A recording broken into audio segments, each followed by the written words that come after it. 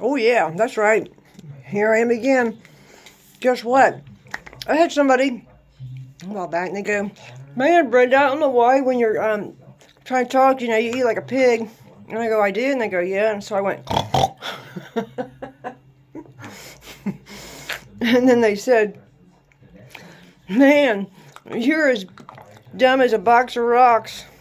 And I said, "Did you know that what Jesus calls a sheep?" He says, "The lost sheep. I left the 99 to go find the one that was lost." Thanks God, that was me. Ding, ding, ding. So the lights went on that day, and I really like it when, well, when you know how to fight your battles, like how can you fucking lose? So when somebody uses words against me, I love it because I can turn it around it's like holding the bat, going pow, pow. I'm armed and ready, and I want to play the game. So they say, if they got a Jezebel, they're little demons, they all got names. And so if they say, "You're dumb as a box of rocks," and I'm saying, "Well, how dumb is a box of rocks?" And they're going, "What?" I said, "How dumb is a box of rocks?" "Well, I don't know." I said, "Well, then how in the hell would you do the comparison about that?" Or they'll say something dumbass stupid, and they'll say, "I was only joking." Really? Okay, first of all, jokes are not funny. Look in Proverbs, it'll guide you. People that need wisdom need to read the whole book of Proverbs. There's one for every day of the month. There's 31 days, and there's 30 in some months. So you could read one every day. And then you get wisdom, and you wouldn't have foolish behavior. All right, we got that taken care of. All right, here's another one. Someone said, "Man, Brenda, what are you going to be a jackass for?" And I went, "Hee-aw, hee-aw." Let's play the game. Sticks and stones can break your bones. No, probably not mine. I've had mine broken before. I'm ready for them. I got joy because they got persecuted, and it was like, first I'm dealing with a badgering spirit, a lion spirit, a greedy spirit. All these spirits, they got names. We don't wrestle with flesh and blood. Hello, ding, ding, ding. If you don't know who your enemy is, you are in a fight with yourself, and you're going to blame everybody else. You're going to go, "It's your fault," and I'm going to say, "Right on. It's all my fault. And you did this because you're so perfect." And I said, "I didn't know you that, but cool. I'm going to continue to strive for it because I don't think I've got there yet, but right on." But I also noticed the badgering spirit, it trips over itself. If you love somebody and they've got traits that you believe that they can change, I'm persistent about, I can't make anybody change. I don't want to control them. No advice from Brenda. I give no advice. I have no opinions. You can't hurt I don't get offended because I ain't got opinions. They're exactly like an asshole. They are. There's a man-made thought from the human brain, what does the mind and brain do? Zigzags, deceives. I was in the psych ward one time, and they go, "Do you ever hear voices?" And I said, "Well, hell yeah, I hear voices." "You ever hear voices?" And they go, "What?" And I said, "I ask you, do you ever hear voices?" "Well, what do you mean?" I said, "What the hell do you mean?" I said, "Everybody hears voices." "They do?" And I said, "Yeah, it's a psych ward. You want me to teach you?" "Okay, don't you hear voices?" Sometimes a voice will say, "Man, did you see what that girl was wearing?" That's not how I think, man. I look at the heart. So many do. "Man, did you see how fat she got?" Or like, "Man, she must be sick. What's wrong with her?" Nothing. There's a hell of a lot right with her, man. She had enough guts to get out and encourage no matter what she was feeling or going through. And she's got more guts and determination than all the damn haters.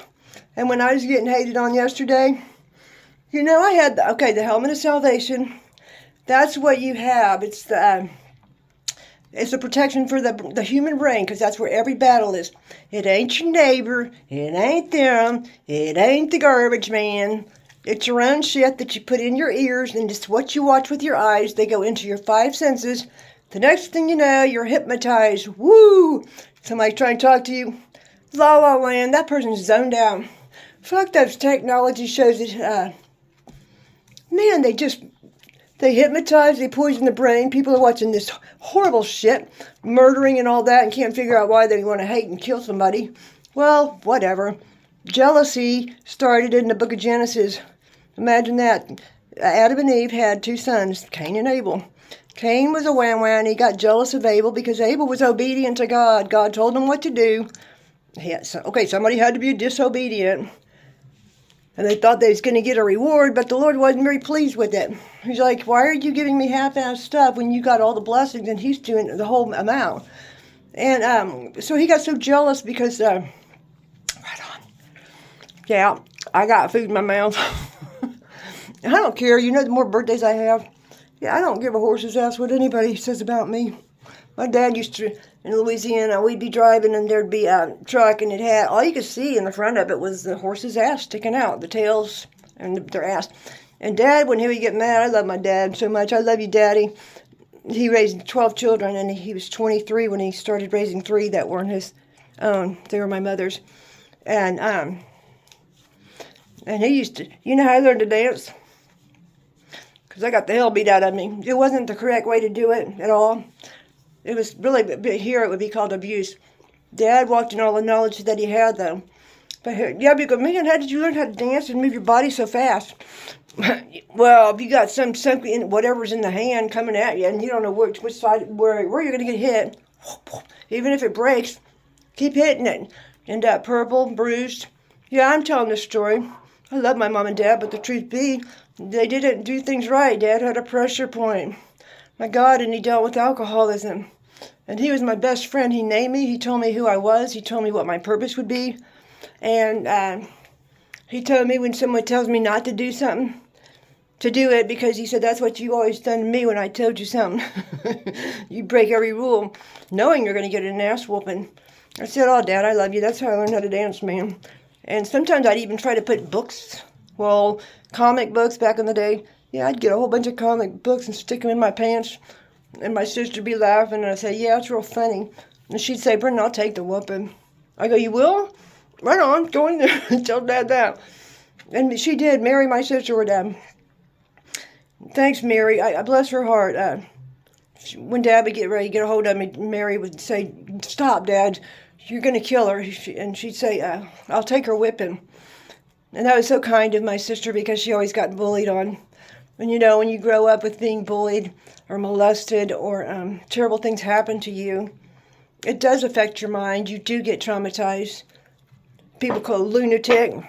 You're right. Thank you. That's what you're dealing with. So you better be on your toes because you don't know what a lunatic's going to do. I don't either. I never know what I'm going to do. I just say, God, your will, not mine. I used to be afraid to ask God's will because I thought he was going to mess everything up for me. He's like, really, little girl? And Jesus goes, come here, you walk so fast. Hold my hand, little girl, you're still a little girl. You know, 102, and then 64. Strong as an ox, too, when I gotta be. It's amazing how God can infuse a little person like me. David was a little squirt in the Bible, too, that slayed the giant with one little stone. I know every day he went to the river and watched the stones that rolled round, perfectly round. It had to be the perfect size. He'd already knew that he was going to use it as a target one day because he used a slingshot because he was a shepherd and he had to get the wolves' attentions. And so he was fighting animals before he cut the giant's head off. And that was cool. Big mouth giant going, oh yeah, you serve a living God, what's he going to do about it? And people were laughing at David because he was a little man. He was the littlest brother. So they thought, oh, he's a wuss. Really? David got up in front of everybody laughing in the power and the authority of the Lord, and they said, who do you think you are? Laughing and denying my God. David got really pissed, and he was skillfully ready. Here's a little guy that's probably maybe the tallest, maybe not even 6 feet. On the third one, hit Goliath right here in the temple.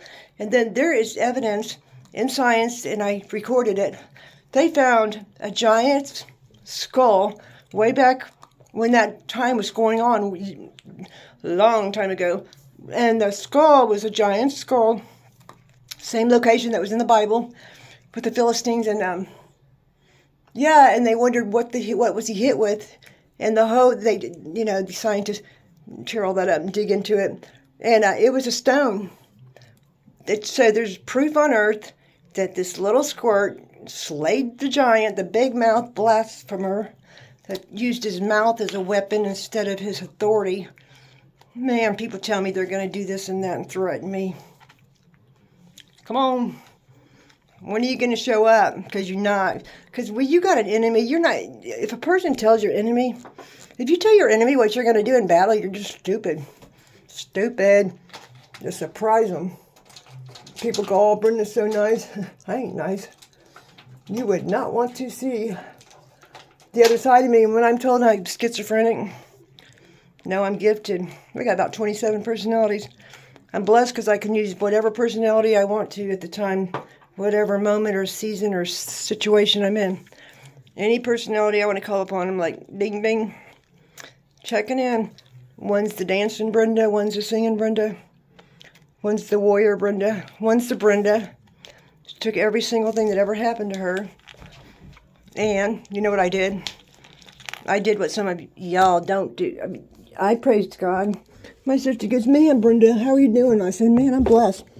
She goes, how in the hell do you always say that? I go, and she goes, you just broke 2 of your wrists and you got in a horrible wreck and you pronounced dead and you got 2 broken wrists.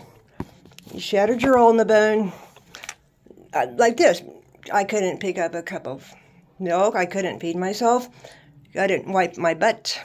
I couldn't pull my pants up. All it worked was a thumb and my like that. And this steel plate here, shattered. That was in 2011. They said I was dead. I surprised them. I came back like a Lazarus.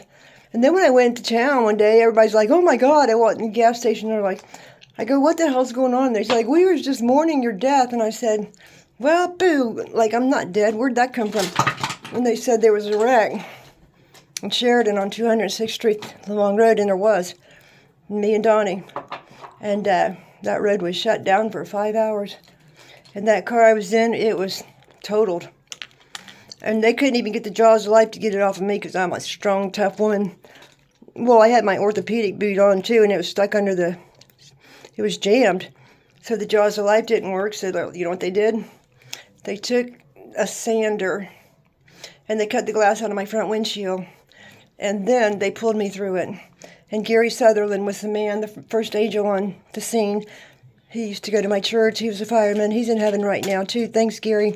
So there's been a lot of people that played a big part in my life, my salvation, and my story. So that's all I wanted to say to you little whippersnappers. Oh, Southern people are always like, hey, man, hey, Brenda, give me a holler. No, thank you. I do not like yelling. I don't. I had 12 kids in my family. We lived in a 3-bedroom. That's that. So there was times where there was 11 and 14 people in the house. Do I like that? No. So what I say is I ain't going to give you a holler. What I'll do is I'll give you a whisper. I'm from Louisiana, and I'll give you a whisper and hospitality. Northern people don't do that. Well, I get called Miss Brenda a lot. I think that's very kind. It shows people respect me to call me Miss Brenda when they don't have to. They can call me anything they want. And I say, I know that I am. Right on. Peace, everybody.